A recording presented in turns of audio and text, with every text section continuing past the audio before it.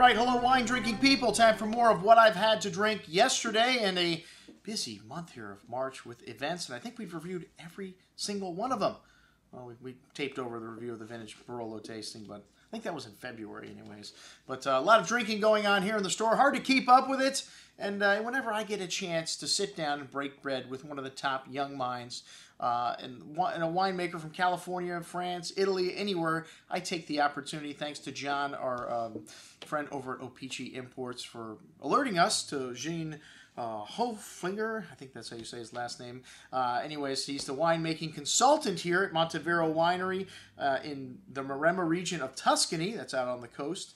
And well, this guy's originally, I think, Sweden, Nordic, and then big, tall guy, big, huge, gangly arms. And he did work at Newton, so he actually is a partner in the Alpha Omega project. I think he started that in 2006. And, well, he's made wine all over the world. He worked at Chateau Lynch-Bages and has made wine at, with the great Michel Rolland. He brought Michel in on this project. Smart guy. You know what? You want to charge $100 a bottle for your wine. It's a new project. Let's bring in someone that's world-renowned, like a Michel Rolland. It's worth the $250,000, whatever he charges a year, to come by 4 times and help you blend, which is really one of Michel's greatest skills, and that he will also be critical of the wine instead of just pat you on the back and say, good job, and take your money. But anyway, Jean was a really interesting character and just full of information.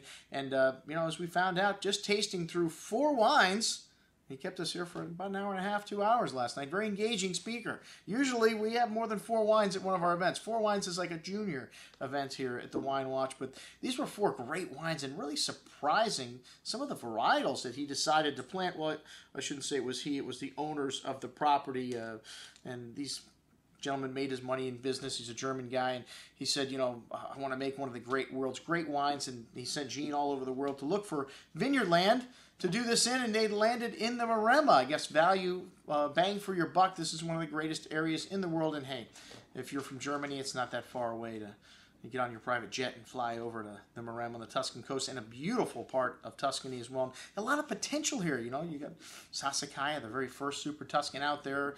Pretty much every major Italian guy is out there now. Antinori's out there. Guy is out there. A lot of people starting projects in the Maremma the last 10 years. And this one, I believe they planted the vineyards around 2000. The first wine was 2008. And the Chardonnay was the most surprising wine of the night. Well, also they do a GSM blend from the Maremma. I could see the Syrah, but Grenache and Monteverro. Well, I guess you can't make a GSM blend without the other parts of the Grenache and Monteverro. But anyways, the Chardonnay, really exciting. And this is a wine, you know, I think needed to be decanted an hour before they put it on the table, because although it was nice even when you poured it, really rich and tropical, I would probably guess this is a Chardonnay from California as opposed to a Burgundy. Very rich tropical fruit on the nose. A little bit of terroir here, you know. This is a volcanic eroded soils and clay here, and Chardonnay likes clay. Clay kind of acts as a sponge and picks up a lot of things, water, it retains water very well. And they wanted to make the Coach de Riz of Tuscany. Everybody wants to make the Coach de Riz of somewhere, let me tell you, especially for what they get for their wines. This wine more like Peter Michael Chardonnay to me, just incredibly rich on the nose, that vanilla bean creme brulee, hint of butterscotch, and really well. And I mean, once this wine opened up after an hour, the aromas coming out of this just incredibly complex, and on the tongue, really rich and layered. Lovely creaminess to this wine, but he does something by putting it back into stainless after it's been in barrel to take it away from the oxygen. He says it refreshes the wine and keeps it fresh, and you really notice the acidity in this wine, because you can't make Coach de Riz of Tuscany the same way you make the Coach de Riz of Burgundy. These are 2 different areas. They get different soils, different climatic situations. So I really have to say kudos to Jean for this Chardonnay, because one of the greatest Chardonnays that I've had from Italy. Only the great Angelo Gaia's wine is more expensive and better. Only 150 cases of this wine produced, so only the 2nd year. Kudos. All right, the Tinta.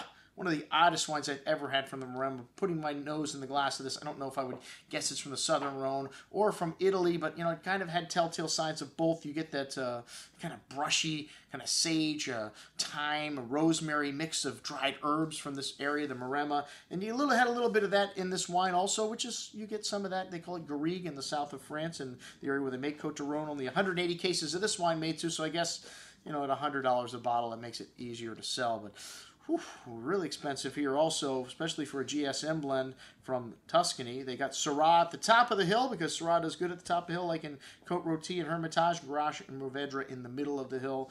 And they ferment this in concrete eggs, something that they've been starting to do. You know, concrete helps to retain the heat, and the egg shape, I guess, helps to circulate the heat, and this is what they wanted this temperature of fermentation to be higher. They use all natural yeast here, so no inoculation, which is a little dangerous because the fermentation lasts a lot longer, and when it cools down over the winter, a lot of times the fermentation slows down to almost a halt, and you have a risk of the fermentation stopping, and you get stuck fermentation. So a lot of people with larger production wines do not do this.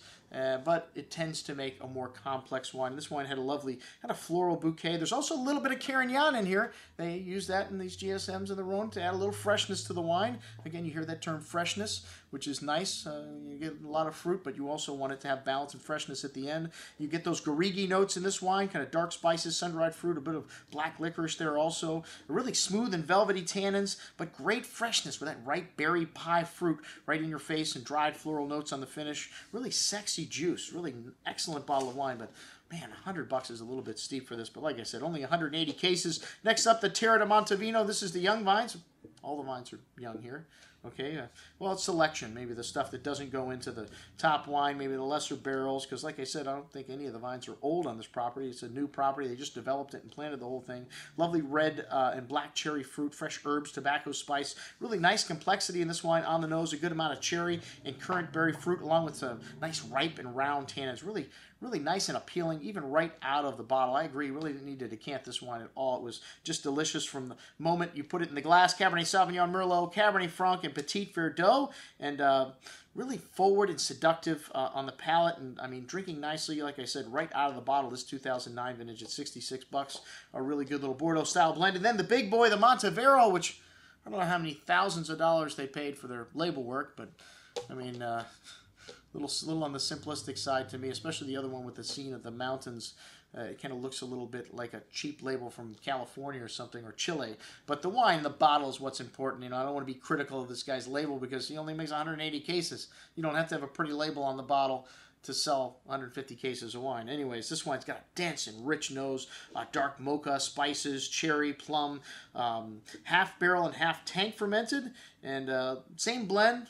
The older vines on the property. All right. Anyways, probably a selection here. Really big, but still smooth and round. The tannins in this wine really ripe and really quite drinkable, even though it's still very young. You can tell this wine opened up quite a bit more than the first Bordeaux-style blend, and definitely more layers of complexity and a lot more richness, and still this lovely freshness. All these wines very balanced. Most excellent juice at $150. Hey, man, that's what we expect in this price range. But kudos. Great stuff. That's what we had to drink with our friends from Monteverro Winery in the Maremma region of Tuscany. I'm your host, Andrew Lampasoni, signing off for the Wine Watch, saying remember, always drink the good stuff first.